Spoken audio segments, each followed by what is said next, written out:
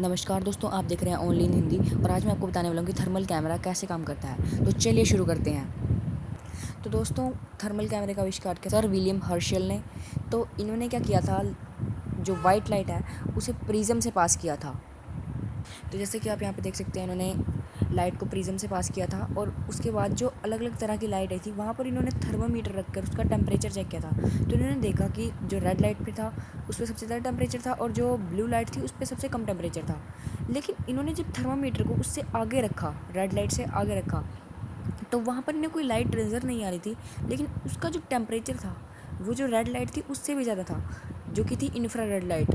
तो इसके बाद इन्होंने एक थ्योरी लिखी कि जो भी ऑब्जेक्ट होगा जिसका टेम्परेचर 0 केल्विन से ऊपर होगा वो कुछ ना कुछ रेडिएट ज़रूर करेगा। तो इससे पता चलता है जो भी ऑब्जेक्ट का टेम्परेचर 0 डिग्री से ऊपर है वो इंफ्रारेड लाइट जो है वो एक तरह से अपने अंदर से प्रोड्यूस करेगा। तो उसी इंफ्रारेड लाइट को ये कैमरे जो होते हैं पकड़ लेते हैं। तो जो दोस्तों, जो आम कैमरे होते हैं और इंफ्रारेड कैमरे होते हैं उनमें फ़र्क क्या है? तो दोस्तों, जो आम कैमरे होते हैं उनके अंदर कुछ इस तरह के लेंस का यूज़ किया जाता है जो कि एक सिंपल लेंस है। लेकिन जो इंफ्रारेड कैमरे होते हैं उनके अंदर गैलियम लेंस का यूज़ किया जाता है, जो कि कुछ इस तरह के दिखते हैं। तो दोस्तों, गैलियम लेंस और सिंपल लेंस में फ़र्क क्या है? तो दोस्तों, जो ग्लास होता है वो इंफ्रारेड लाइट को अपने अंदर से पास नहीं होने देता है, वो सिर्फ विजिबल लाइट को पास होने देता है। और दोस्तों, जो गैलियम लेंस होता है वो इंफ्रारेड लाइट को अपने अंदर से पास करने देता है। तो दोस्तों, होता क्या है इस कैमरे में, सबसे पहले ये लेंस लगा होता है, गैलियम लेंस, और उसके बाद एक शील्ड होती है जो कि सिंपल जो विजिबल लाइट होती है उसे पास नहीं होने देती है। और उसके बाद जैसे आम कैमरे में सेंसर होता है, सेंसर सिंपल इंफ्रारेड कैमरे में भी होता है, और वो सेंसर सेंस करके आपको बता देता है कि कहाँ पर इंफ्रारेड जो है लाइट पड़ रही है। तो दोस्तों, उसके बाद एक फार्मूला होता है लैम्डा इक्वल्स टू c/t। तो दोस्तों, अगर हम किसी भी लाइट की वेवलेंथ को उसके टेम्परेचर से अगर हम मल्टीप्लाई करते हैं तो हमारे सामने एक कांस्टेंट निकल के आता है जो कि होता है 2897।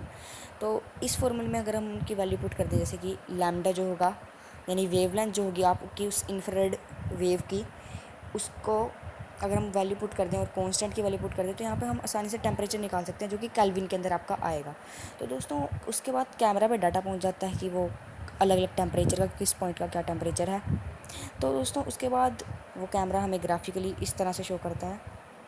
तो दोस्तों, उसके बाद जो कैमरे पर डाटा पहुँचता है अलग अलग टेम्परेचर में, वो उसे हमें कुछ इस तरह से अलग अलग कलर से बता देता है कि किस जगह का क्या टेम्परेचर है, ताकि हमें देखने में आसानी हो जाए।